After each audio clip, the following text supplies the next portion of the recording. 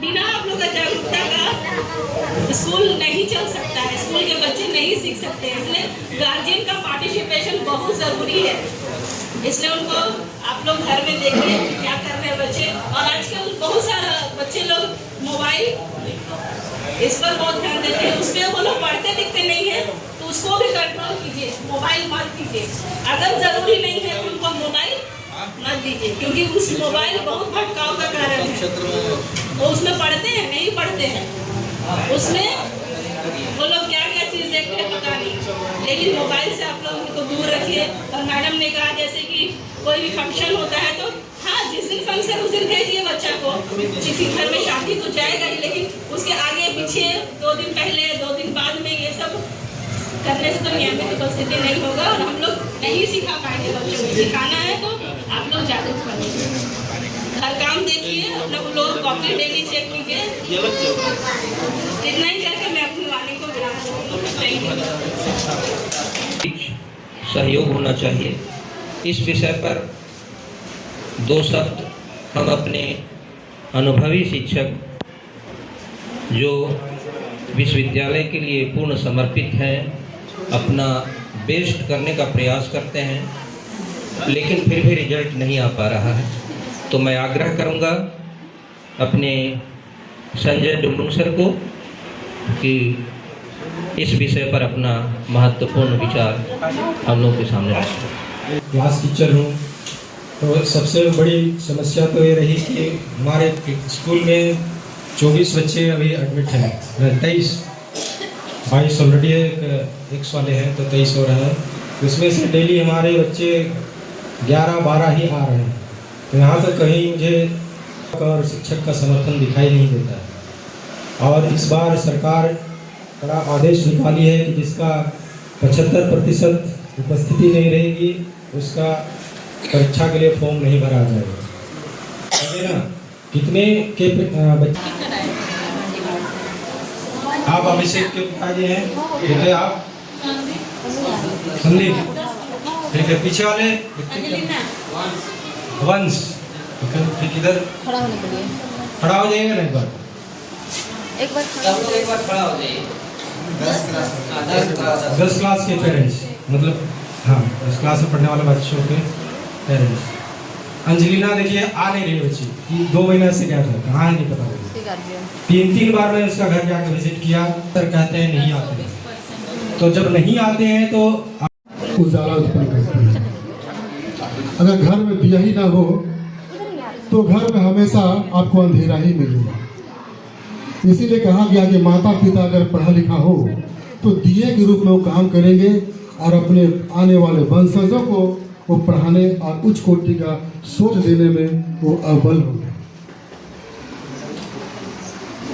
अभी आप लोग देखे होंगे यहाँ गार्जियन यहाँ पर उपस्थित हैं, कुछ जागरूक है और कुछ जागरूक नहीं भी है, तो जागरूक होने के लिए यहाँ पर आए हुए हैं। बहुत सारे अभिभावकों ने कहा कि मैं रात को पढ़ाता हूँ, आप में भी कमी पहले थी, आप नहीं पढ़े थे, आप आज मजबूर हैं कि आप अपने बच्चों को पढ़ा नहीं पा रहे हैं।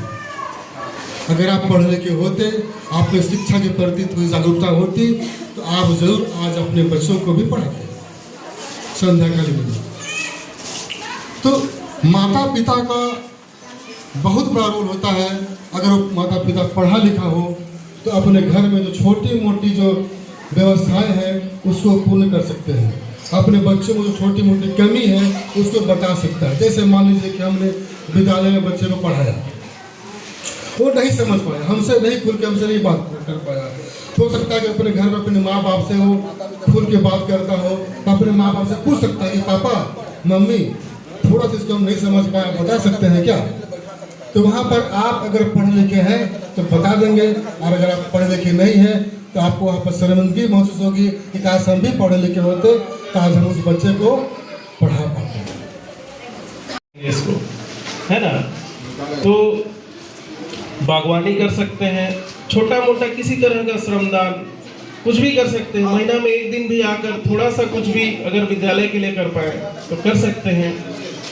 अगर हम लोग चाहें तो एक छोटा सा कोष का भी निर्माण कर सकते हैं, मतलब फंड जिसको बोलते हैं।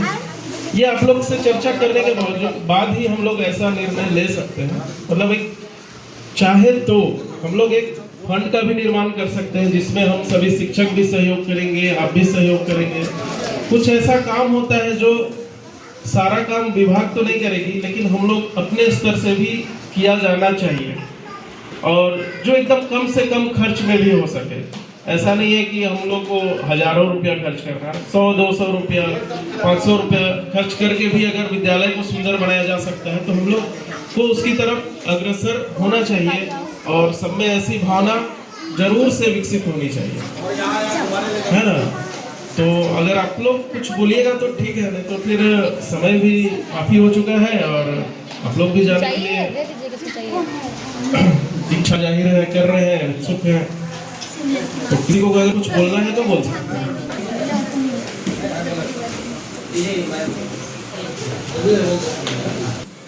उन्होंने बहुत अच्छी बात कही। विद्यालय के लिए यही जो है सरकारी विद्यालयों में नहीं है। सरकारी विद्यालय के प्रति लोगों की जो सोच है उसको बदलने की जरूरत है। कोई भी कहता है आपका बेटा सरकारी स्कूल में, जानते हैं कैसा स्कूल होगा। तो इस सोच को बदलना है, और ये इस सोच को बदलने के लिए सबको सहयोग करना होगा। प्राइवेट स्कूल जाइए तो सुंदर लगता है विद्यालय, मन करता है 1 घंटा बैठे हैं, बगल में फूल लगे हुए हैं, हर कुछ सलीके से रखा हुआ है, बिल्डिंग ढंग से है। तो वह चाहता है कि विद्यालय को हम बनाएं, और वो बना लेता है। सरकारी स्कूल के मालिक हम सभी हैं। हमारा जितना अधिकार है आपका भी उतना ही अधिकार है। तो इतने मालिक होने के बाद भी इसकी स्थिति बहुत दुर्दशापूर्ण। तो क्या भावना, पहले के ज़माने में आप अपने अनुभव आपका भी होगा, आप लोग भी पढ़ते होंगे, आज इस उम्र में पहुंच गए। इसीलिए कहा गया है, सरकार इस चीज़ को महसूस कर रही है कि पहले गांव वालों के सहयोग से विद्यालय बनता था, तो गांव वाले एक बार जरूर ध्यान कर देखते थे कि कहीं चूक तो नहीं हुआ विद्यालय। अगर चूका हो तो अपने से आकर दूसरा तो उसको बना देते। देरी नहीं लगनी है, सुकर्म करना है, और जब हम सुकर्म करेंगे तो फल अच्छा ही मिलेगा। फिर से हम लोग घेरा बनाएंगे, आप लोग प्रयास कीजिए। और हमारी मीटिंग होगी ये 25 तारीख को, 25 देखते हैं जो होगा, उसमें सभी हमारे मेंबर्स आएंगे। इस बार सभी आना महज ना। और तो अब मैं अधिक समय नहीं लूँगा। अब एक नया चीज़ आपके विद्यालय में है जो बच्चों को बहुत लाभदायक है, बच्चों के लिए कंप्यूटर क्लास। बस 2 शब्द में मैं चाहूँगा हमारी ICT सेक्टर से कि वो कुछ